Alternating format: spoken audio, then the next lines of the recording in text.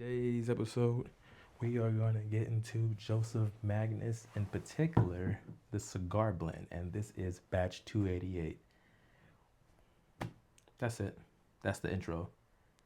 I go by the name of, let's get into this. Play the intro. I go by the name of Lord. Let's serve you some whiskey.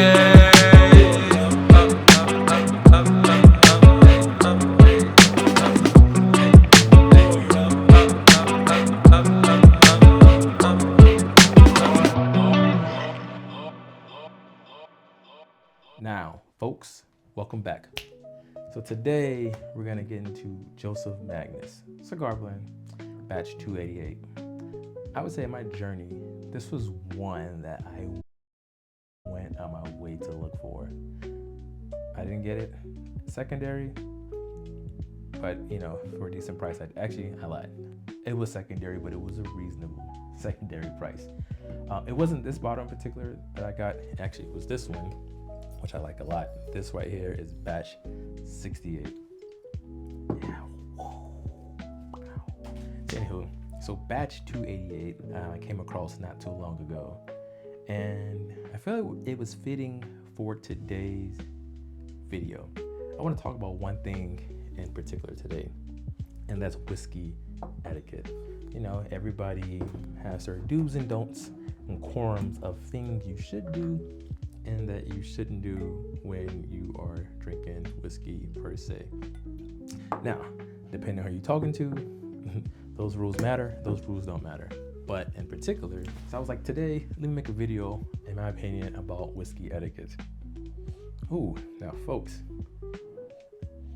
if you've never had a Joseph Magnus cigar blend before, you're missing out on life, I promise you. This is the quintessential cigar blend, the one that started it all. Shout out to Nancy Fraley. This is the one to get. If you need one bottle in your collection to have as a treat for yourself or whatever occasion may be, I recommend this one, hands down. Now, the reason why I picked this one, because it was special to me, and then, like I said, the original one I had, as you see, I've nursed it for a while. I've had this one probably since 2020. It was super early in the collection stash. But this one in particular is more recent for the most part. I like this one at all. The notes I'm getting on this one is crazy. As soon as you put your nose in. So before we get that, backtrack. So this is the Joseph Magnus cigar blend. This is a bourbon finished in Armagnac cask, sherry cask, and cognac cask. Now this blend right here is crazy. Already poured up some today. The first note that pops out, man, it is very desserty. You get a fruit note on it. It is a mixture between plums and toasted graham crackers. Let me know in the comments if you like graham crackers. But that graham cracker note pops out a huge ton. Plum note, it almost comes off as a holiday pie. It is so good. I just want to nose this. There is some honey in there. There is also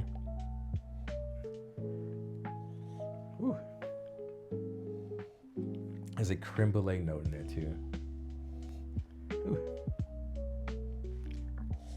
Very faint in there in the distance. You almost get a Pinot Brittle note. So yeah, let me know in the comments if you like Pinot Brittle. I like Pinot Brittle. Oh yeah. Overall, this nose I can do all day long. That's so good. But today in particular, any other time I would do a review, but this is the day where I'm talking in particular about whiskey etiquette. So with that said, let's get to the part of this show. Now you're probably thinking, Lord, what is that? This is ice. This is Joseph Magnus cigar blend, in particular batch 288.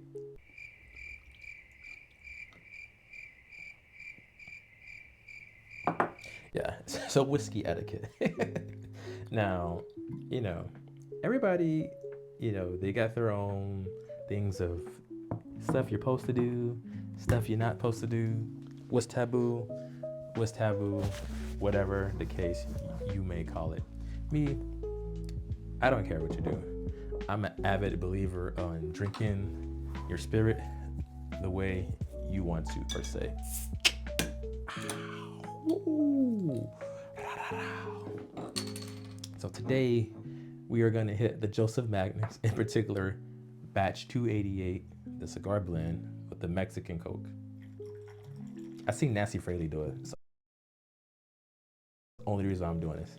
I was like, I had to. Shout out to Nancy. So, the topic at hand, whiskey etiquette. Now, some may argue, some may not argue what whiskey etiquette is. I'm going to tell you right now. But first, cheers. Damn, that's really good. That is scarily good.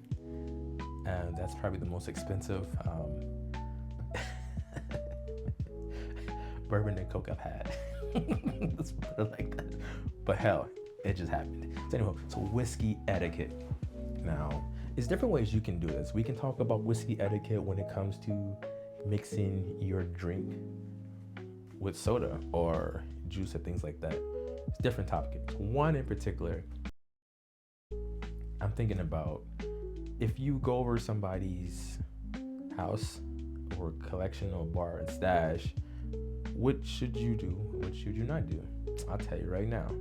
So let's say you go over somebody's house, your friend's house, or work colleague or whatever, and they have a whiskey collection. Now, 9 times out of 10, that collection may be a little bit overwhelming than maybe what you have at home. Don't fret.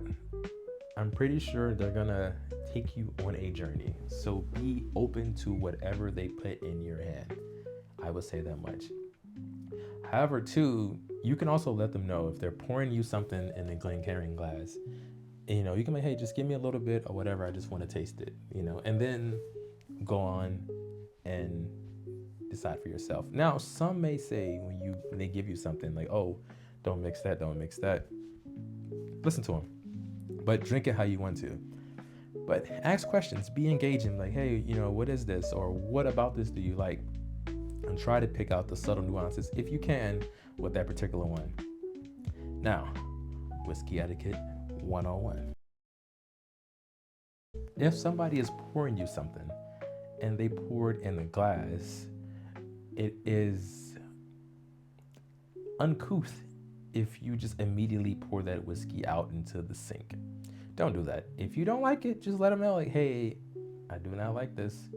And then that's it. So tell them you don't like it. Be like, you know, this is not my favorite. Or tell them, hey, I'm used to drinking XYZ, and I'm pretty sure they have something that's comparable that they can pour you up.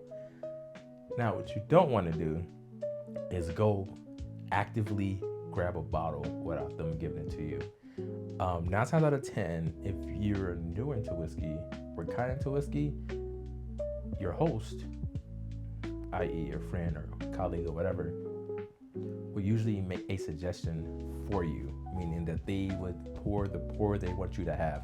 Because 9 times out of 10, they got like some random stuff in their stash that either they're saving for a special occasion, or it's like top shelf, or it's not even open, or it's just like OD next level. Like you may not necessarily appreciate it. So let them lead you on the spirit journey.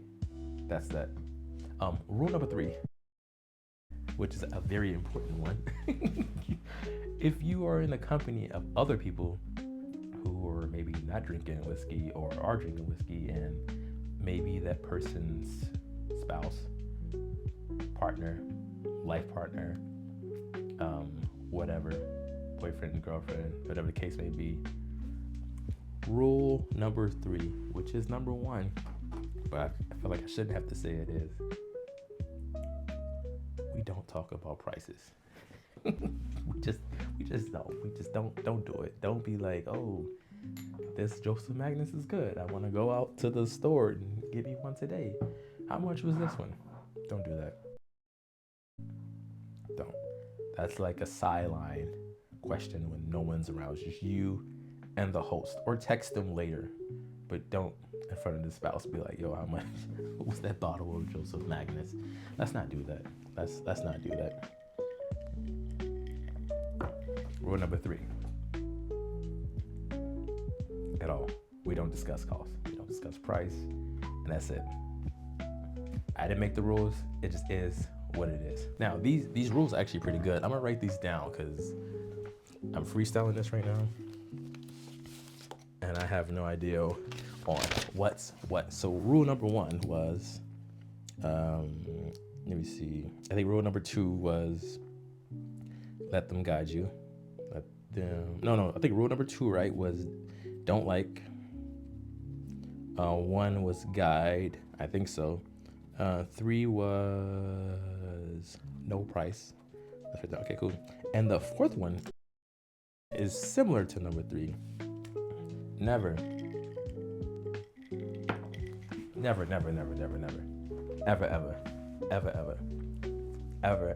ever comment on how many bottles somebody has in front of the spouse. God damn. Don't do that. Don't do that. Don't do it in front of the spouse. Don't do it in front of the partner. Don't do it in front of the life partner. Don't do it in front of the girlfriend, the boyfriend, the postman, strangers. Just don't. I'll be honest. As a collector or a connoisseur or whatever, we don't even want to know how many we have, or let alone let people know. Just use your eyes and keep it moving. So number 4, don't address the number of bottles in the collection. Put that down.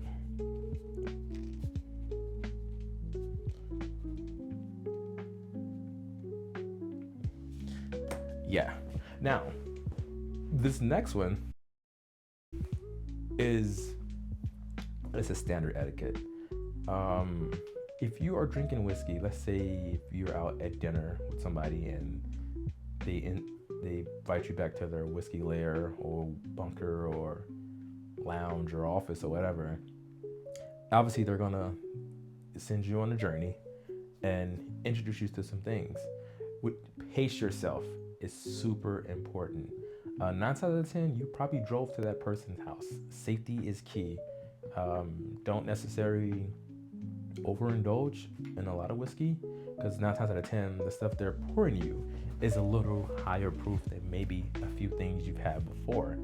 They're probably pouring you stuff that's north of 100 proof. I'll tell you right now, that adds up.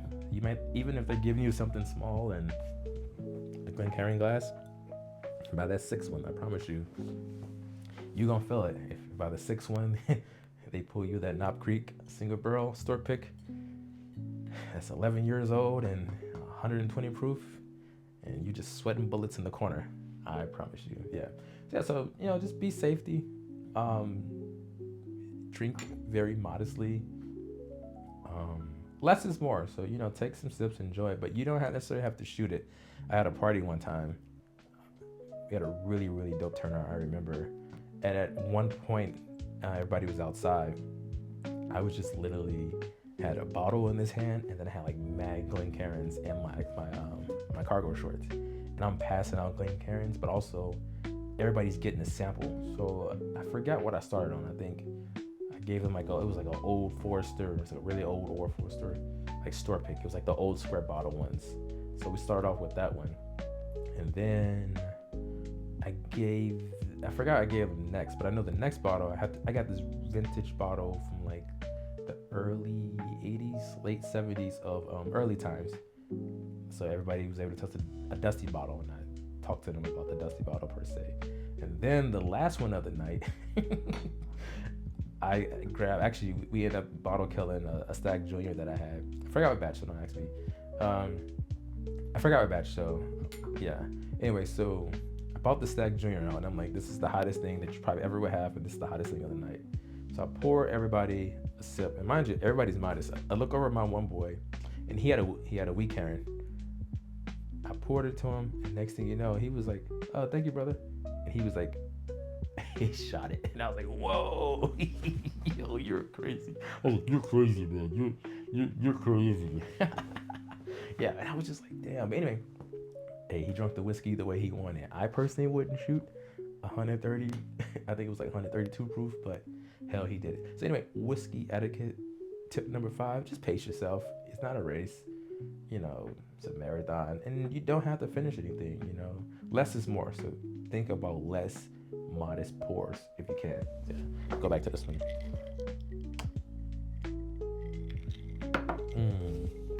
That's good. So yeah, less is more. Let me see another whiskey etiquette. So, trying to think. I really didn't think this through. This was like a on the desk that I was just like randomly wanted to do real quick. Whiskey etiquette. Now, when it comes to making cocktail drinks at said hostess place, so let them know. Be like, honestly, I'm into whiskey or I'm not into whiskey.